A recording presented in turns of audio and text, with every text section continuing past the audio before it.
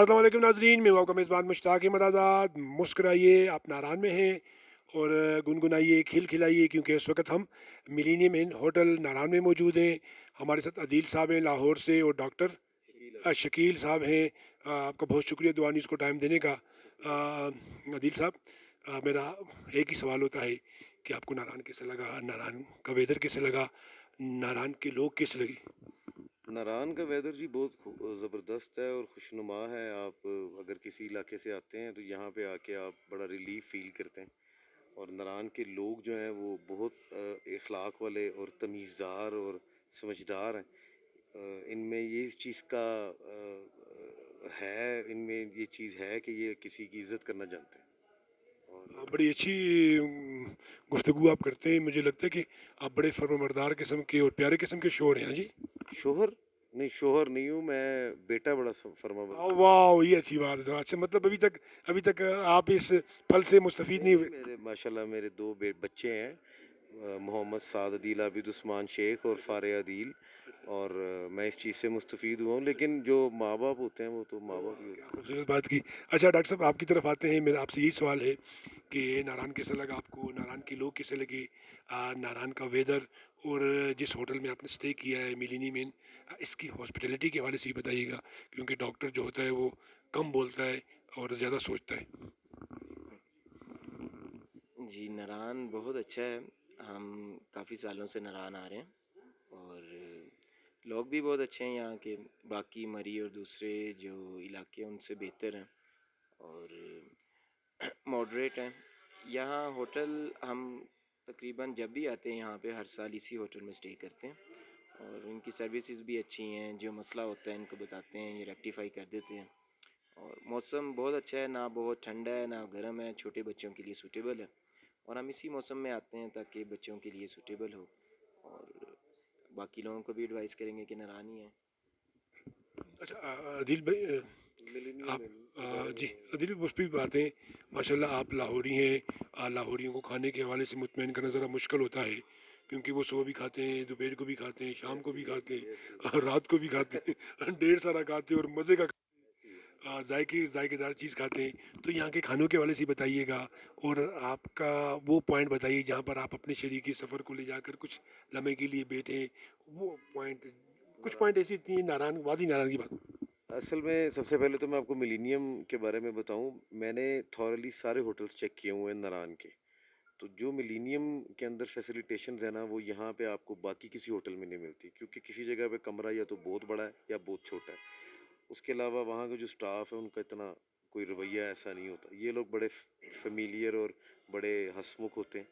एक तो आपकी बात का मैंने जवाब ये दिया। दूसरा ये है कि यहाँ पे नारान में ऐसे रेस्टोरेंट्स बन चुके हुए हैं कि जिन पे आप अपने आंखों के सामने लाइव खाना बनवा सकते हैं, खा सकते हैं, इंजॉय कर सकते हैं। और आपको फील नहीं होता कि आप अपने घर से बाहर हैं। और उसमें कोई ऐसी चीज़ नहीं होती कि आपका पेट ख़राब हो जाए, आपको वॉमिटिंग हो रही है, आपको फूड पॉइजनिंग हो जाए। साफ़ सुथरा खाना होता है। और नारान में मेरे ख़्याल से जहाँ पे मैं अपने किसी ख़ास बंदे के साथ जाके कुछ टाइम स्पेंड करूँ, वो जगह नारान में होगी सरलोलो झील हाँ, सरोलो झील के किनारे। वाह! किनारे। वहाँ बैठ के बंदा दुख थोड़ी सुख देर के लिए। फोले, हाँ, हाँ। इधर उधर की बातें करे और मोहब्बत की तजदीद मोहब्बत करें, की हाँ जी, तजदीद करे। मोहब्बत की तजदीद करें, ऐसे ही ऐसे ही है। रिफ्रेश हो, मोहब्बत को लेकिन रिफ्रेश करें। मोहब्बत की तजदीद करने के लिए तो आप कहीं पे भी कर सकते हैं, लेकिन नारान की स्पेशलिटी ये है कि वहाँ ज़रा ठंडी हवाएं और बंदा ना बंदे की ज़ात, तो बंदा बड़ा इजीली आपस में डिस्कशंस कर सकता सर, आजकल के हालात में हम मर्दों को मोहब्बत की तजदीद की फुर्सत ही कहाँ मिलती है। दिन को बच्चे होते हैं, रात को बीवी की शिकायतें होती है, मोहब्बत गई। हाँ, वो कहते हैं। बहरहाल, डॉक्टर साहब आपकी तरफ आते हैं। आपका पसंदीदा पॉइंट इस पूरे वैली में है और यहाँ पर माशाल्लाह आपने खाने भी खाए होंगे। डॉक्टर हजरात तो वैसे भी खानों के हवाले से बड़े सिंकी से होते हैं, बड़ा देखभाल के खाते हैं, तो उस वाले से ही बताइए। जी, नारान में तो फ़ूड के लिए ये बिल्कुल इनके जिस होटल में हमें मिलेनियम, इनके सामने पंजाब टिक्का है। इनका खाना बहुत अच्छा है, क्वालिटी ऑफ फूड अच्छी है। है। हाँ, लेकिन मुझे ये पंजाब टिक्का ज़्यादा पसंद है। और यहाँ जो पॉइंट्स हैं उसमें मुझे पर्सनली बाबू सटो बहुत पसंद है। मौसम ठंडा होता है और उसके अलावा उसी रास्ते में वो एक बेसर کا ایک آتا ہے پوائنٹ, وہاں پہ بھی وہ مجھے یہ دونوں جگہ پسند ہے بہت زیادہ. اور باقی موسم جو ہے ناران میں ریلیٹیولی گرم ہوتا ہے. اس دفعہ جب ہم آئے ہیں تو کافی موسم اچھا ہے, ٹھنڈا ہے, گرم نہیں ہے, گرمی نہیں ہے. بابو سر ٹاپ میں تو ویسے خیر سے ٹھنڈی ہوتی ہے ہر دفعہ. اچھا یہ ٹرپ آپ کس کو ڈیڈیکیٹ کریں گے؟ والدہ کے ساتھ ہی آتے ہیں کیونکہ والد صاحب فوت ہو گئے, اللہ تعالیٰ بخشے ان کو. تو بس یہ بھائی کی خواہش ہوتی ہے. حالانکہ وہ سفر میں تھوڑی تکلیف میں آتی ہیں کیونکہ اس دفعہ تو روڈ کافی زیادہ وہ ڈیم کی وجہ سے آبسٹیکلز بہت زیادہ ہیں اور ہمس ہیں بہت زیادہ, ہمپی روڈ ہے. تو امید ہے کہ انشاءاللہ 1-1.5 سال میں یہ کمپلیٹ ہو جائے. تو باقی ڈیڈیکیٹ تو مدر کو ہی کرتے ہیں, بچوں کو کرتے ہیں. آپ کی گفتگو سے ڈاکٹر صاحب لگ رہا ہے کہ واقعی آپ کی والدہ جو گریٹ خاتون ہیں, واقعی گریٹ خاتون ہے کہ انہوں نے آپ کی تربیت اور آپ کی گفتگو سے لگ رہا ہے کہ واقعی آپ کے پیچھے ایک عورت کا. میں آپ کو ایک چھوٹا سا واقعہ, میں جرنلسٹ ہوں تو مرحوم احمد فراز کا میں انٹرویو کر رہا تھا کراچی میں.